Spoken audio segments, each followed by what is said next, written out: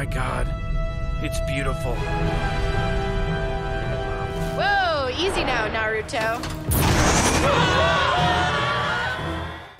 Welcome back, everyone. This is going to be my full Rick and Morty Season 5 Episode 7 video. There were a whole bunch of anime references, a whole bunch of callbacks to previous episodes, including a giant literal and metaphorical callback to earlier in Season 5, so we'll break it all down. If you're brand new to the channel, be sure to subscribe to get all the episodes. I'm also doing a Rick and Morty merch giveaway. All you have to do to enter is be a subscriber and leave your favorite Easter egg from the episode on the video. Careful for spoilers. If you have not seen the episode yet, we'll just start with WTF moments and Easter eggs at the beginning of the episode and work our way through shot by shot, and I'll just number these as we go along to stay organized. Starting with the title of the episode, Gotron Jerry Sis Rick Vangelion, a reference to Voltron and Neon Genesis Evangelion. You could also call this episode the one with the giant space baby for the giant twincest baby from earlier this season. They also heavily parodied a lot of the plot of famous mob movies like Goodfellas and Scarface. And I also love that they named the giant space baby Naruto. That's canon now, and the baby is still alive at the end of the episode, so it's still floating around in outer space out there somewhere. But the opening scene is them actually paying off a reference from way back during Season 4 with Boob World. Back during Season 4 Episode 5, the Terminator Snakes episode, at the end of the episode, Rick says that their adventure during that week counted as one of Morty's 10 free adventures, rips up his adventure card, which itself was a callback to Season 3 with the adventure card itself, and Morty complains about having wanted to go to Boob World, Rick saying that he can't now, but then turns to offer Summer a trip to Boob World, and she says maybe later. Cut to later, we're in Season 5 now, and they're actually doing it. They're singing the lyrics to the song. The lyrics themselves are a joke about Boob World basically being two worlds because it's a pair of boobs. They've got special hats on. They actually had Darren Criss back. I believe he was the yellow Gotron pilot at the end of the episode, but he also sang the Boob World theme song over the end credits too. That's Darren Criss singing. Boob World, it's a world for you, but it's actually two.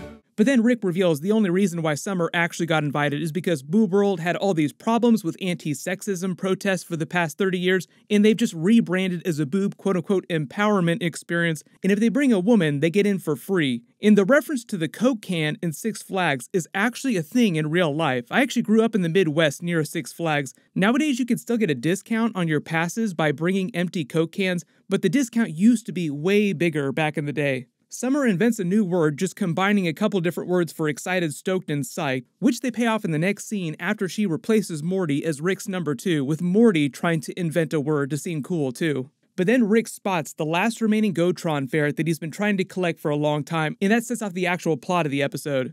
The Gotron ferrets being their version of the Voltron lions. He yanks out the previous dead pilot skeleton, still in its uniform, throws it out, sort of setting up the twist later in the episode where they go around either killing or just stealing the other robots. They set up the whole subplot with the dueling internal monologues. It's basically a big play on Ray Liotta's internal monologues from the Goodfellas movie, because a lot of the later jokes do parody the Goodfellas movie.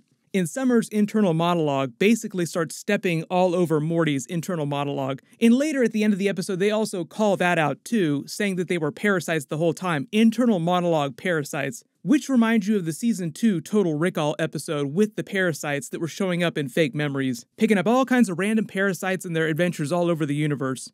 They have that funny spoilers joke when Morty tries to explain how they're all going to combine. Rick and Summer just yelling spoilers at him, which you could also say wound up being a very timely reference, as this whole episode basically leaked out a couple weeks early, and there were spoilers everywhere. So a lot of you actually probably watched this episode a couple weeks ago. They make another reference to Gene, their neighbor, who Rick ran over during the episode where Morty and Summer's baby came from when the giant sperm monsters were attacking everyone on their street. There were a number of different references to that earlier episode, setting up the big twist later when the baby comes back. There were several parts during the episode where different characters in different scenes basically recap the entire plot of that earlier episode. Remember the time with the giant baby that got fired into outer space by the government? If you thought it was weird how many times they referenced the plot of that episode, it was all just to remind people, I think, because it'd been a couple weeks, like, hey, remember the time when we did this? Because it's going to be a really big thing in a couple minutes. Beth literally calls the baby out right after this, saying that that was the end of them getting really excited about doing things as a family. Then Summer calls it out sarcastically and references several other major WTF plot twists in the show's history, like Beth wondering if she's a clone or not from Season 3. We actually just saw Space Beth come back at the beginning of Season 5. Summer saying that she only exists because they failed to abort her is a callback to Season 1's Interdimensional Cable episode. Summer then also makes an anime reference. That's a deep cut reference for the original anime series that Voltron was based on. Voltron is just the westernized cartoon version of the anime series Beast King Go Lion. They play another internal monologue joke on Morty, and then they do their big Voltron montage of them ziplining to all the Gotron ferrets. And each place that they go to just gets like a little less cool until you get to Morty's, which is parked in an actual parking garage. Jerry calling out how ridiculous some of it is, like why did I zipline all the way to Hawaii just to rendezvous above my house in orbit, is them just joking about the logic of the actual Voltron series. Rick integrates his portal gun technology with the Gotron ferrets to open a portal to the Nibbledug system where they fight the first big alien kaiju, and they basically play it as if Rick is trying to enact his adult fantasy, like he's an adult toy collector collecting giant toys, and he has this very specific way that he wants this to play out, so he's waiting to reveal all these things to the family. But in doing this, he's also calling out a lot of the tropes of a lot of these big mech anime series fighting kaiju. Like, first you have to all fight it separately in a really bad way, so we get our asses kicked. Then we rally, form the giant robot, kick its butt a little more, then also setting up another big twist when he forms the energy sword from Voltron. So they're making fun of anime tropes while also making fun of a lot of adult toy collectors, and Rick just going crazy trying to collect all these ferrets. A lot of times when they have jokes on the series about Rick being obsessed with collecting toys, like the Nintendo rant from a couple seasons ago, that's them actually making fun of Justin Roiland most of the time because he's such a huge toy collector in real life. And for example, the Nintendo rant was something that Justin Roiland did in real life. He just came into the Rick and Morty writers' room one day yelling about a scheme to make money on Nintendo DS collector editions, and they turned it into a bit during an episode. If you ever watch the behind the scenes with Justin, with him in interviews in his old house, he also has toys just stacked up all over his house. Morty has another Ray Liotta Goodfellas-style internal monologue teeing up the beginning of the end, like everything was awesome until Rick started to go off the rails, as if his internal monologue is speaking in past tense this whole time during the episode. They set up the whole multiverse Voltron twist. Rick calls a bunch of alternate reality Ricks, and it goes full Goodfellas. But a lot of these mobster parodies are parodies from many different mob movies. Jerry reveals that he was ready to blow someone to avoid being kicked off the team, setting up the joke during the episode of Jerry being gay, which they pay off later with Yo-Yo Rick. The band playing at their cookout is the same band from Season 2, Episode 10 at Bird Person's wedding. Morty gets bummed out when he finds out that he's the only Morty here who hasn't been to Boob World. All the different Ricks here, like I said, are parodies of different famous mob movies. Like there's the Godfather version of Rick that they're calling Big Fat Rick. Ricardo Montoya is a version of Scarface. Later in the episode, they actually go full Scarface with the end of the episode and the end of that movie. Hothead Rick is just a version of Sonny from the first Godfather movie. And Lil Ricky Wrap It Up is a version of Joe Pesci's character from Goodfellas.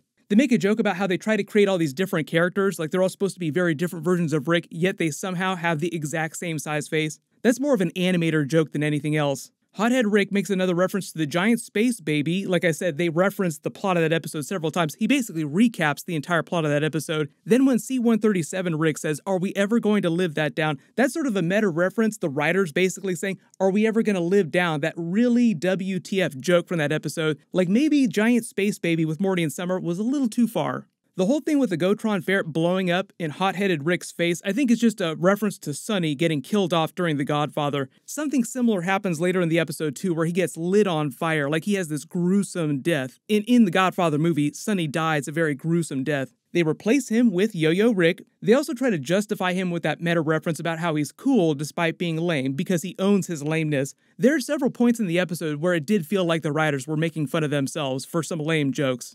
They have that big Goodfellas montage of them taking out a ton of competition to go get everyone's Gotron ferrets in different universes, killing people off, stealing them. You could call this a reference to almost any mob movie montage. Almost all the big famous mob movies have montages like this before things go off the rails. Then Summer's internal monologue explains how Rick's scheme works. They keep adding more and more Gotron ferrets, so each combined group of 5 also forms another giant Gotron. They call the first one the Go-Go-Tron. Later they make an even bigger one too at the end of the episode. They go around to everyone's different universe basically being unkillable, paying off Rick's earlier reference saying that they're literally too big to fail. Because the Go-Go-Tron, the even bigger version of the robot, is literally bigger than all the other kaiju they're fighting, except for the giant space baby at the end of the episode. The other parody song this week is all about combining pasta with anime. They have the Boob World theme song at the end of the episode that Darren Criss sang. This one during their montage is just about pasta and anime because of the mob movie parodies in the Voltron.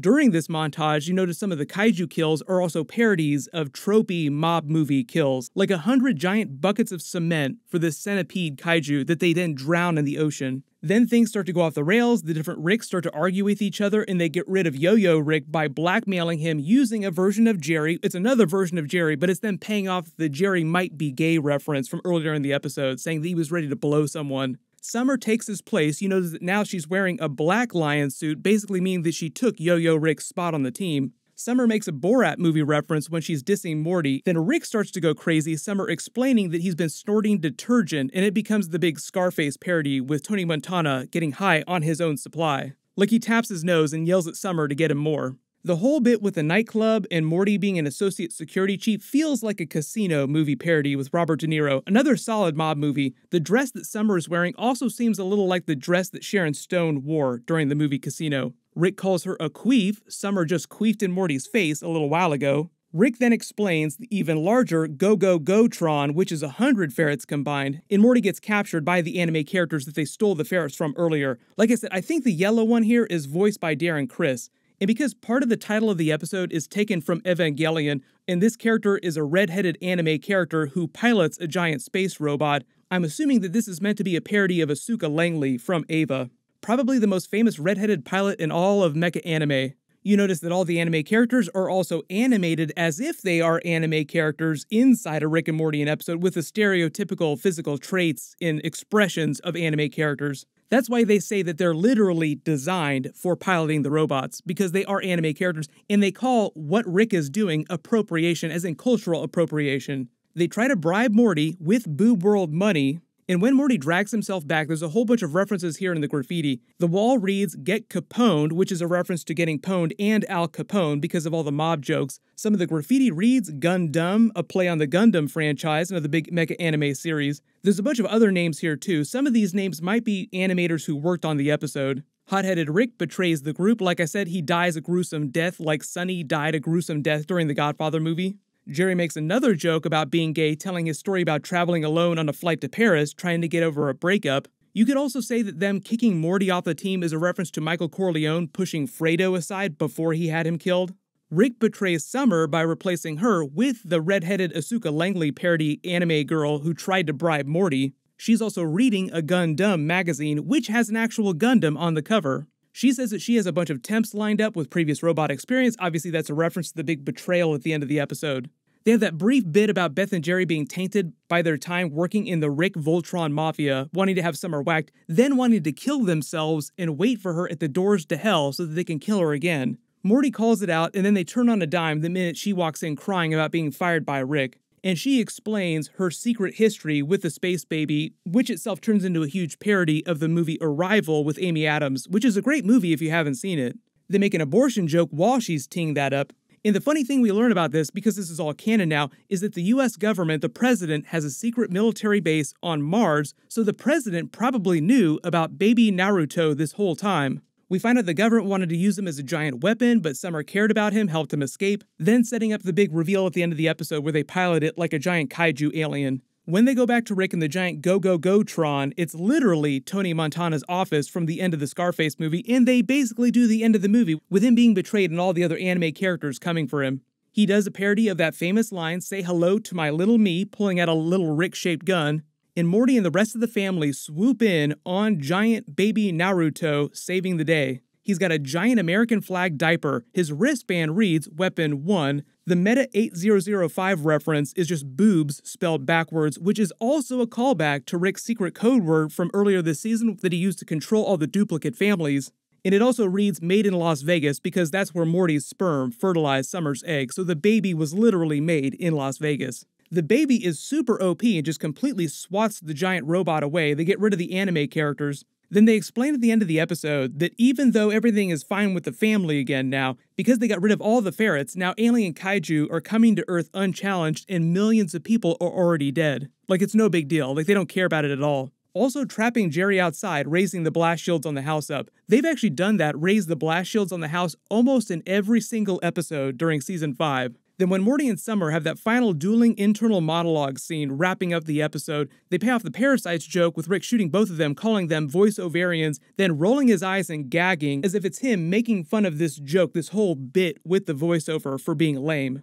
I wouldn't call it a fourth wall break, but it is the writers basically calling themselves out for doing a lame joke. Then during the post-credit scene, they do a big twist on the whole kaiju trope from anime series about how in anime series, kaiju often come from other dimensions or other worlds, but in the Rick and Morty multiverse, they're secretly highly intelligent creatures trying to help humanity by giving them the cure for AIDS.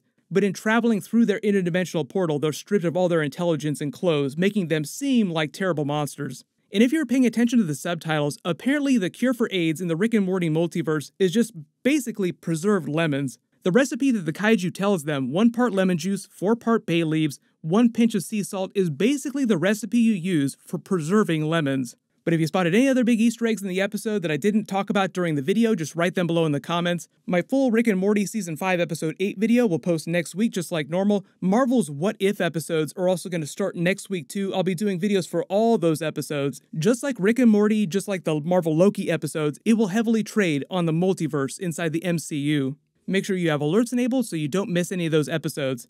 I also just did a big Venom 2 trailer video. You can click here to watch that. And you can click here for that brand new Marvel What If trailer and new Shang-Chi trailer video Easter eggs. Thank you so much for watching. Everyone stay safe, and I'll see you guys in the next video.